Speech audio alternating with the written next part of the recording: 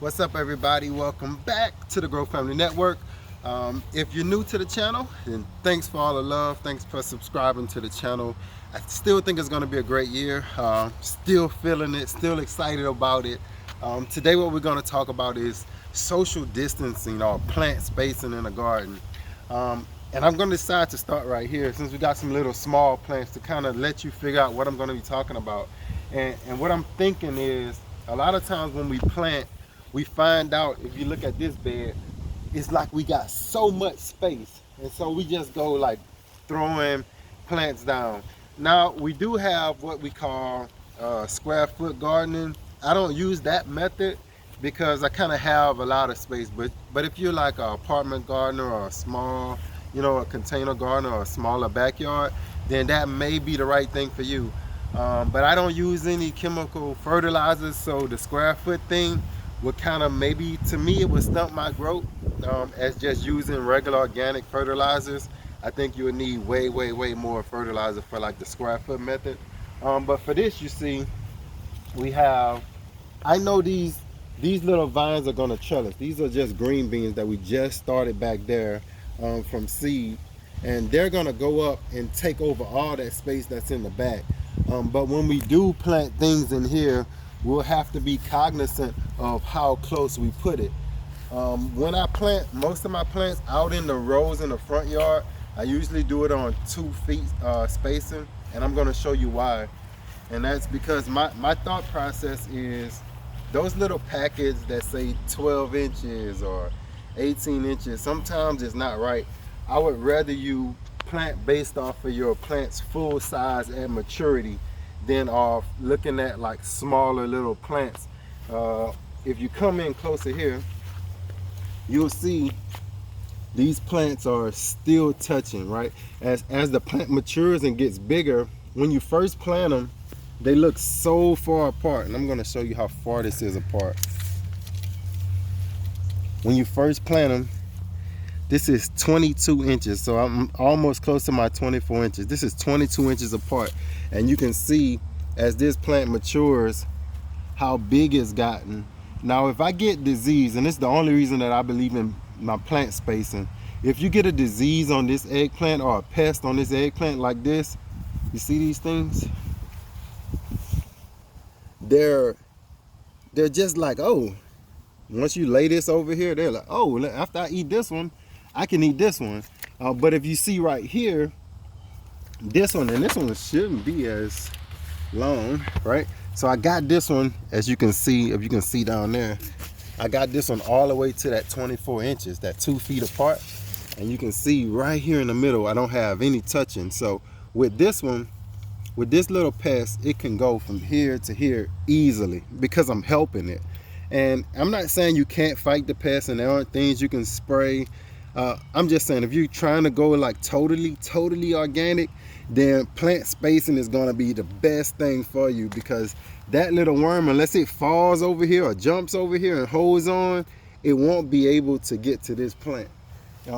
Same thing likewise. I think this is the culprit plant. Actually, I left this cabbage in this collard in a good while, and it started getting those worms on it, and it actually was touching this tomato, so it just kind of it's been migrating.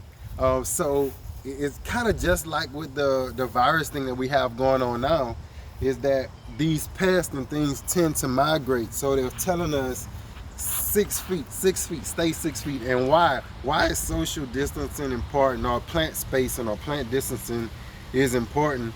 Because if we don't have these plants touching, it'll be way harder for diseases to actually come and get on our beautiful plants. I can see these tomatoes under there. You hate to get those hornworms to come in and just start wreaking havoc. So if you look at our tomatoes, and another thing, as it gets windy out here, so I'll get a little closer to the camera. Another thing is you have to try to diversify. And what I mean by that is you have some, like what they call the cucumber beetle. It's not called a tomato beetle or the eggplant beetle, right?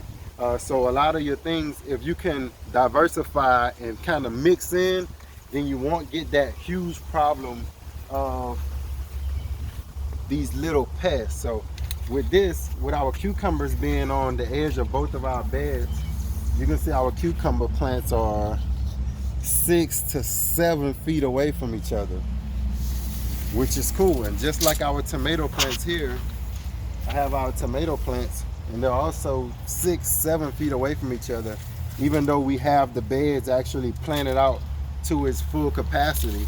It's just that the plants are diversified. Another thing I talk about, what's up, Reezy? Another thing I talk about when I say full size plants, when I first planted this was this little small zucchini plant. Now if you look in here, this thing is massive, and we're getting zucchini all over. We've probably already picked about 2 or 3 of them, I believe. But if you look at this plant, from where this plant actually stops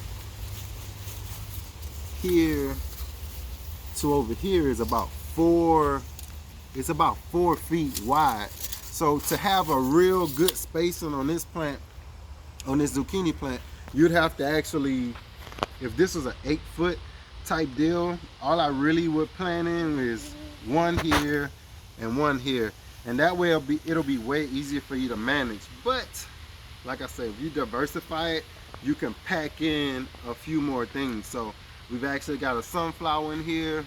This is a dinosaur kale that's just, it's doing its own thing. Actually, the pest ate everyone but that one, so I don't know, maybe I can get some seeds out of it. But all of our pepper plants are starting to do really well. Here we kind of, as you can tell, now this is something good to see. This is like 4 plants all in here. And you can see the difference between how they're kind of slowed down by being closer together, as opposed to this one over here that has more space to grow. We have 1 more on the edge of the bed. So this is actually 2 plants as opposed to 4 plants, and they're looking so much more bigger. Reezy. So that's what I wanted to talk about. I just wanted to tell you, just be careful. If you're a beginner gardener, it's cool. It's cool. You can learn by spacing your plants out. Gardeners that like master gardeners and gardeners that actually have a little bit more experience, then they'll probably say, you know, I can smash in 20 plants into that space. I wouldn't tell you to do that. I wouldn't tell you to try to, she's going at it. I wouldn't tell you to try to smash all those plants in, because you'll have to just, it'll be more work dealing with the pests, dealing with the diseases. As I would say, you know, get you 1, 2, or 3 plants in your bed, and this is going to take a few seasons. It's going to take about 2 seasons for you to actually really realize how big those plants get, and then you'll know better how to plant them. And you can see this, because it's so close, is actually slowing down the pepper plants, but it's still cool because we have so many plants and so much space that we're able to kind of plant them a little more densely in.